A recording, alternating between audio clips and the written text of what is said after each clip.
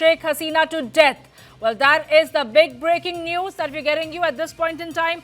Bangladesh's kangaroo court sentences ex-Prime Minister Sheikh Hasina to death. Well, that is the verdict, a death penalty for Sheikh Hasina, holding her accountable and guilty when this entire turmoil took place last year. Although Sheikh Hasina has denied and rejected all the allegations, but the big breaking news that we're getting our viewers at this point in time is that Bangladesh court sentences the former Prime Minister Sheikh Hasina to death. Well, that is the big breaking news that we're getting you at this point in time. And I'm also joined by Professor Swarna Singh, who is from the School of International Studies at JNU.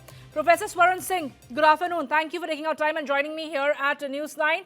We have just brought this piece of information to our viewers right now that the Bangladesh kangaroo court, for that matter, has sentenced the former Prime Minister Sheikh Hasina to death. How do you look at this verdict? Your first reactions, Professor Singh?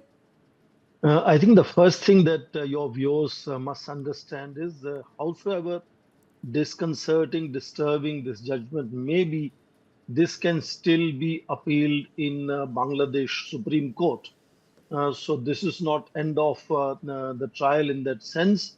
Of course, the kind of hurry that we have seen and the kind of sentence that has been pronounced uh, uh, leads most people to suspect the political motives behind it. The kind of politics we have seen under the chief advisor, Dr. Muhammad Yunus, him being least in a hurry to organize general elections. Instead, he's been much active in courting Pakistan, courting China. And in that sense, this rushed effort to give such a sentence is definitely going to create disruption both inside the Bangladesh, and I assume it will also have impact on India-Bangladesh relations. Uh, Exactly. My next question to you, Professor Singh, that given this verdict now and given the fact about Sheikh Hasina's whereabouts, how she came to India for help, how does it impact India-Bangladesh relationship? How is this verdict going to have an effect on the long-standing ties between Bangladesh and India? in the immediate and limited to inside the certain sections in Bangladesh, India accepting the request of Sheikh Hasina to allow her to come to India. And remember, this is not a political asylum that India has given.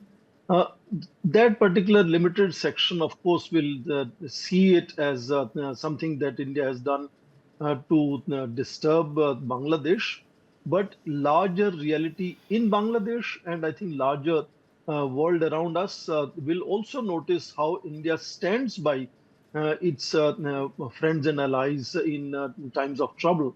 And we remember that Sheikh Hasina, that had created Bangladesh as a role model of economic development during her 15 years, despite all other issues, was ousted perforce. And just like Imran Khan, the former Prime Minister of Pakistan, she also has indicated United States being responsible for toppling her government. But India, in that situation, had a very difficult choice to make.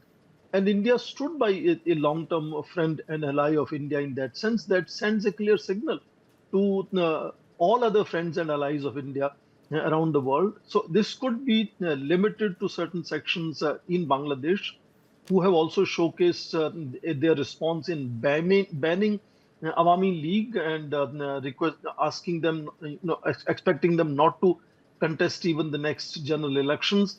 Mm, So India had a difficult choice to make. India made that choice. In the long term, I think that will stand well for India. And even in Bangladesh, my hope is that once general elections take place and popular mandate is given to a government, instead of continuing with the chief advisor, uh, that government is definitely going to be responsible for people and for development and will realize that they need to work together with India. I'm sure much more stability will come to India-Bangladesh relations after elections are held. Absolutely, Professor Singh. Thank you.